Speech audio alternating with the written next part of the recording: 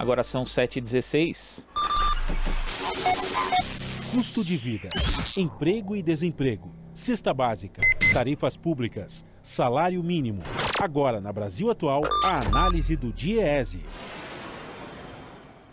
E nós vamos fazer contato agora com o diretor técnico do DIEESE, Fausto Augusto Júnior. Bom dia, Fausto.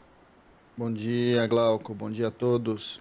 Fausto, ontem nós tivemos um anúncio por parte do governo do novo valor do salário mínimo de R$ 1.088, ou seja, mais uma vez, sem aumento real.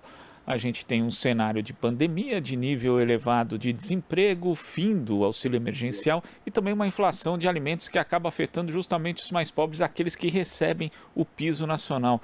Como é que você vê essa notícia desse salário mínimo sem reajuste real nesse cenário, Fausto?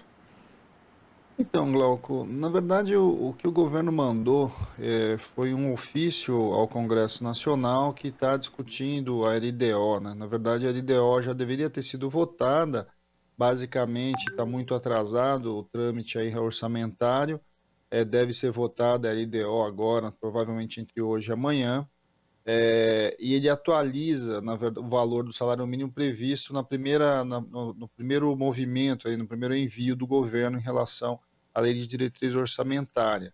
E aí ele reatualiza a expectativa de inflação, em especial a partir do repique aí que nós tivemos da inflação, puxada principalmente para os alimentos, essa previsão ela sobe então para 1.088. Mas ainda nós não temos clareza quanto que vai ser esse valor, porque de fato o que define o valor do salário mínimo em 1º de janeiro é uma medida provisória que o governo tem que emitir ali, muito provavelmente nos últimos dias do ano, e depois, além disso, ainda tem que ter uma correção quando sai o índice oficial. É claro que agora, muito mais próximo, inclusive, do momento aí do final do ano, a expectativa de que o salário mínimo acabe ficando próximo a esse valor, ou um pouco mais, um pouco menos, aí fechando o valor aí do INPC, uma vez que é bom lembrar que a correção do salário mínimo não é uma vontade do governo, a correção do salário mínimo pela inflação é uma obrigação legal, e que desde o fim, né, da extinção por parte do governo Bolsonaro da política de valorização do salário mínimo, o que a gente tem é basicamente o que a lei obriga a ter, que é o reajuste pela inflação. Isso é algo básico, né? Assim, é o mínimo que a gente espera do ponto de vista do aumento do salário mínimo, mas isso de fato não coloca o salário mínimo ou a política da manutenção do seu valor de alguma forma enquanto uma ferramenta aí de distribuição de renda. Ao contrário, ele mantém a questão da renda, mantém as dificuldades ali em relação à superação, uma vez que o salário mínimo é uma conta importante. Ele avança em especial por um conjunto bastante significativo dos aposentados, referencia boa parte dos salários, não só da iniciativa privada, mas também, inclusive, no setor formal, no setor informal, e que a gente viu nos últimos anos, quando teve uma política de valorização em que o salário mínimo ele avançou para além do que estava definido ali, da sua correção, o seu papel é bastante importante na distribuição de renda no Brasil, que é talvez uma das nossas maiores mazelas, aquilo que inclusive empurra o nosso IDH para baixo. Nesse caso, inclusive, do IDH, ontem foi feito o anúncio de que o Brasil perdeu 5 posições no ranking global do Índice de Desenvolvimento Humano, e isso reflete justamente essa perpetuação da desigualdade no Brasil, Fausto, e a política de valorização do salário mínimo, como você ressaltou, era um dos elementos que contribuiu há pouco tempo, inclusive, para a redução dessa desigualdade. Agora esse movimento simplesmente cessou e com a pandemia a perspectiva, na verdade, é não só a perpetuação da desigualdade, mas até o aumento dela? Sim, não há a menor dúvida, Glauco. Assim, ontem o PNUD soltou o IDH, né, o Índice de Desenvolvimento Humano do Global. O Brasil basicamente ficou estacionado do ponto de vista do índice, só que como todo mundo melhorou em 2019, o Brasil cai em posições. É bastante importante quando a gente olha para o IDH o papel que vem cumprindo as políticas sociais.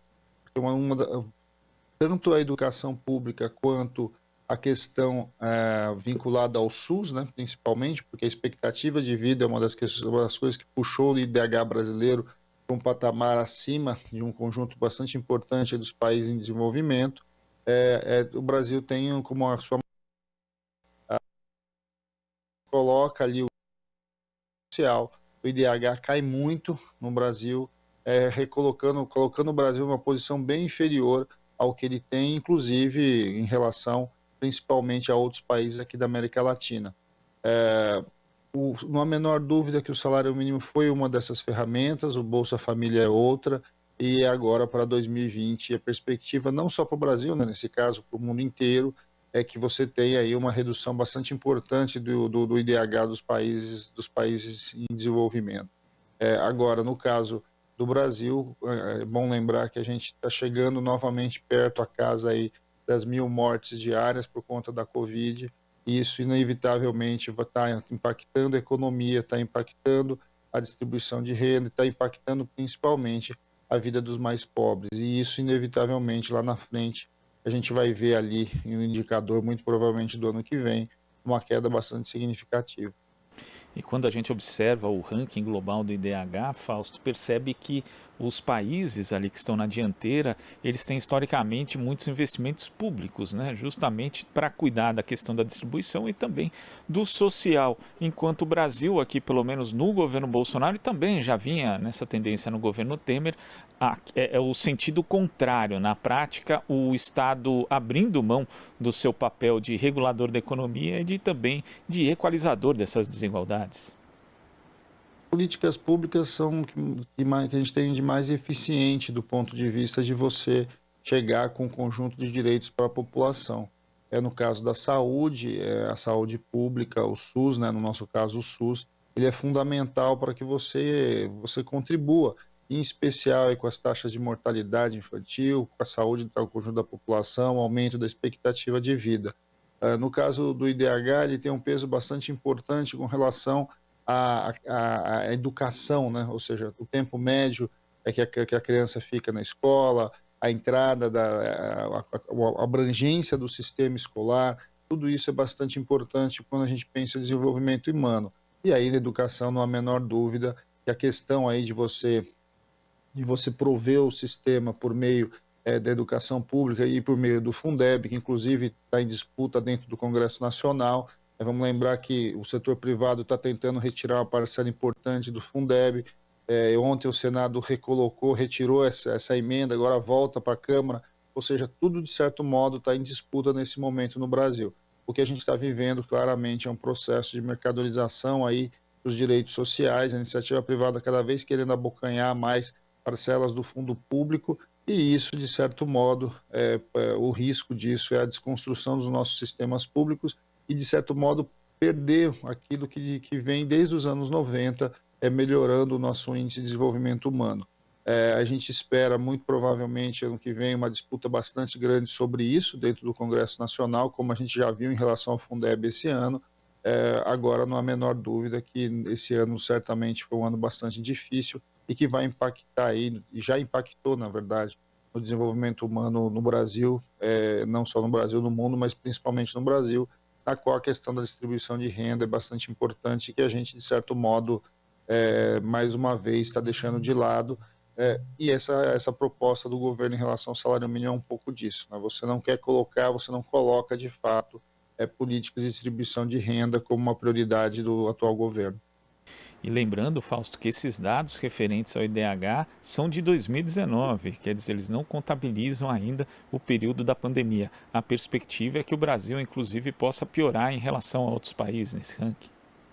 Não há a menor dúvida, até porque o Brasil é um dos países que está lidando pior com a questão da pandemia, né? O Brasil hoje é o segundo país em número de mortalidades e muito provavelmente o primeiro aí em número de contaminação já.